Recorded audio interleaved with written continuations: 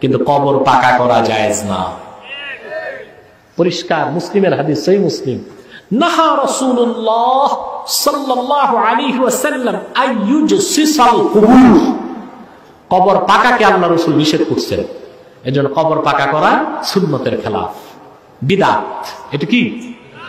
ওখানে আগরবাতি মোমবাতি জ্বালানো বিদআত। কবর তোয়াফ করা হারাম, আর কবরে সেজদা করা শিরকে আকবার। এভাবে কবরকে গরু ছাগল না ঢুকে দেওয়াল দিয়ে আপনি সংরক্ষণ করবেন, তাতে সমস্যা নেই। সেখানে ফুল গাছ লাগাবেন, তাতেও সমস্যা নেই। কিন্তু লাল শালু কেন পেঁচাবেন? যদি আল্লাহওয়ালা পীর সাহেবের কবরে পেঁচাইতেই হয় তো দামি রং না লাগাইবেন, সবুজ আর সাদা। লাল কেন পেঁচাবেন? লাল তো এটা ভালো আলামত না, এটা তো রেড সিগন্যাল, এটা তো বিপদের বার্তা বহন করে।